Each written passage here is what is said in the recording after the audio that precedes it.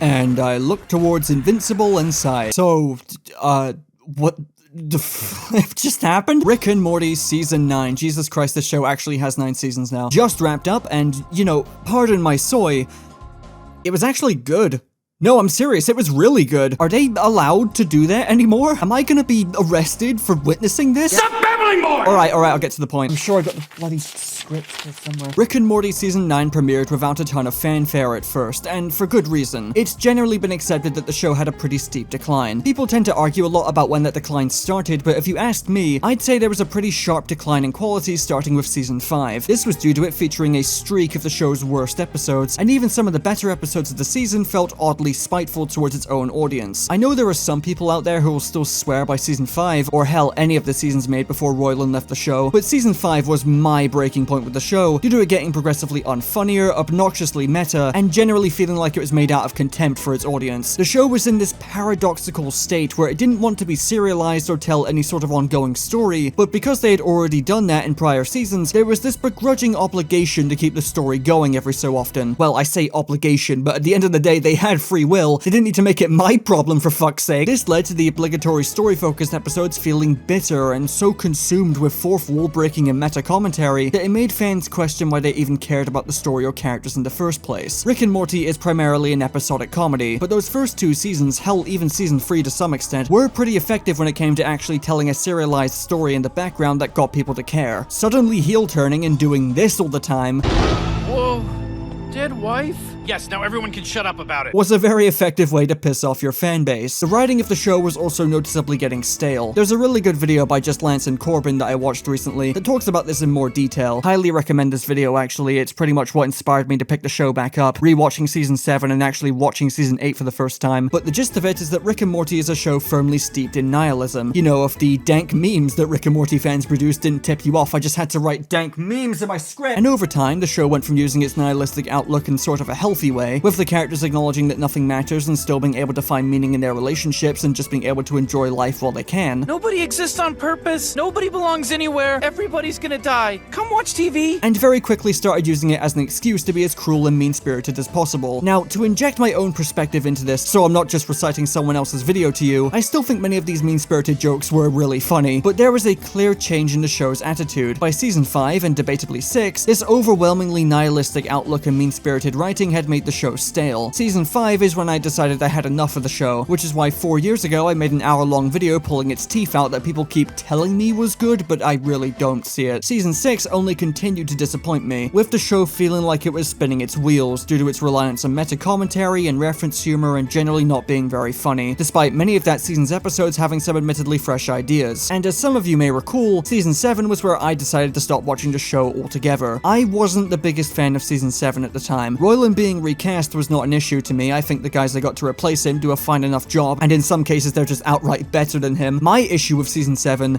was that it was just another disappointing season of Rick and Morty to me. I was pretty jaded towards the show at this point, and honestly, I don't think I gave it a very fair shake, because I can look at Season 7 more fairly now and say that it was a course correction the show absolutely needed. I'd say it's still worse than Season 6 by just a small margin. It's an incredibly inconsistent season featuring a handful of the show's best and worst episodes, but the most important part about Season 7 is that the show was actively carving out a new identity for itself. It felt different, and while it was a breath of fresh air, I still needed more quality episodes in this direction before deciding how I felt about it. Pause for effect. Then I watched Season 8, and I had my mind blown. What the fuck? It's actually okay! I didn't watch Season 8 at the time it premiered. In fact, I didn't even know it was happening until that one episode that featured James Gunn right when Superman released in theaters started making the rounds on social media. It took until I had the idea of making this video for me to even watch Season 8. But after having finally watched it, I felt it was not only a step up from Season 7, the show had found its new identity, and it's led to the episodes feeling way better. Comparing Season 8 to other seasons of the show does make it look a bit unremarkable. There weren't really any standout episodes besides the premiere and the finale, but Season 8, above all else, was consistent. It was consistently decent. I had a good time with most of the episodes, even if they didn't blow me away. And the show's new identity and attitude towards its characters, which I will elaborate on in a sec, helped make it feel way more fun and less like it was wallowing in self-hatred like the previous seasons. And now we're we're on to season 9, a season that premiered to basically no fanfare, yet has slowly but surely been getting people to tap back into Rick and Morty, and for good reason. Season 9 is the best season of Rick and Morty in nearly a decade, and I'm being completely serious. Scratch that, I'll do you one better. Season 9 is the best season of the show since season 2. High praise, I know. And don't get the wrong idea, I didn't say it was on par with those first 2 seasons. Those first 2 seasons of Rick and Morty are legendary for a reason, but season 9 is simply the best the show has been since then, and frankly, I think it's about time the show is given its flowers. While not every episode has been stellar, I've actually enjoyed each episode of this season. But why? What is it about season 9 that is causing me to disobey my programming and actually give it some praise? Well, let's get into that new identity and attitude the show has. Rick and Morty has finally moved on from its suffocating nihilism, obnoxious meta-commentary, and its strong, bitter contempt for its audience. These were the main factors dragging the show down for me, and they've all been kicked to the curb. The show instead focuses on a much healthier form of nihilism, which has led to the show's writing feeling substantially better and way more fun. As previously stated, Rick and Morty's philosophy was always steeped in the belief that nothing matters, and while the show did originally tackle that in a mostly healthy way, it really felt like the show started sniffing its own farts for a while, as it used nihilism as an excuse to be cruel and predictable. The newer seasons, those being 7, 8, and 9, haven't strayed away from the core principles behind the show's nihilism, but they're much more focused on them and aren't letting nihilism consume the whole show again. For the first time in a while, the show doesn't feel afraid to cut loose and tell fun stories that don't have to rely on shock humor, death, or mean-spirited writing. An episode like Rick Fu Hustle could never have been made during the Roiland seasons. It's just a straightforward, fun parody episode that allows itself to be a little corny and silly without undercutting its premise with cynical meta bullshit. The B-plot with Jerry definitely drags this episode down a lot. I think it's probably one of the weaker episodes of the season, but I found the A-plot with Rick and Morty really fun, and I feel like it's the perfect contrast to how cynical and jaded the show was previously. I think that's the thing.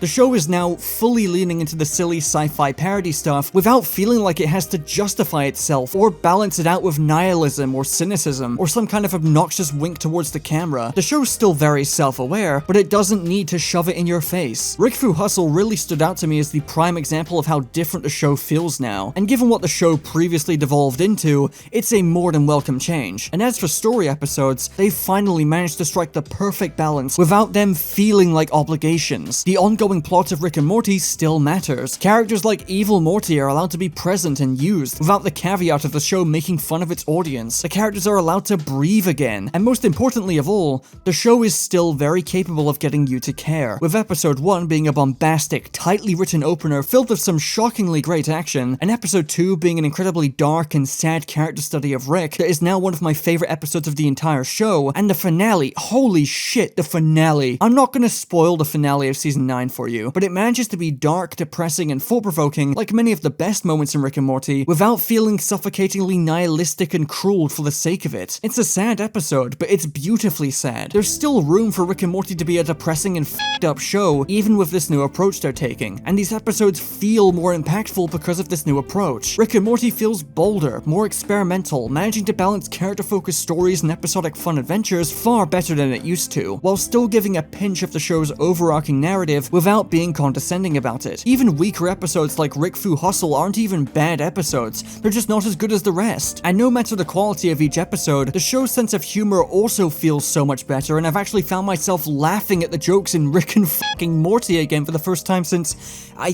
think season 4? How crazy is that? All the while finally allowing its characters to breathe, making them much more interesting to watch. And even if you disagree with me on all of that, which is fair enough, some of us aren't really born with taste. I was gonna undercut this by pointing out I have 100 hours in Sonic Frontiers, but then I remembered the guy who got slimed the fuck out on Twitter just for saying he enjoyed it. At least we can appreciate that animation-wise, Rick and Morty is going above and beyond what anyone expects of it at this point. It's crazy looking back at how charmingly rough the show used to look, and seeing how the art and animation have evolved over the years, to the point where the show is now putting out action scenes that Invincible wishes it could have. Even outside the action, the show still looks really pretty. Dare I say it's one of the best looking Western cartoons airing right now, and not enough people are appreciating that. But back on track, Rick and Morty is finally good again. I'm aware the show has still maintained a somewhat loyal fanbase, even if they are incredibly split on what seasons of the show are actually good, but season 9 is the first season in a long while that has successfully managed to pull the critics back in. I'm seeing people talk positively about Rick and Morty again. If you're one of the many who are still either refusing to watch the show due to it falling off, or because you're still sad Justin Roiland got fired, I recommend you give season 9 a shot. I doubt it's going to be something every former fan of the show is going to like, given its nice change in attitude and identity, but I don't think you're losing out on much from giving the show another shot. You might just enjoy this season, who knows? Either way, I'm not watching President Curtis' dog, fuck off. Anyway, that's the end of the video, and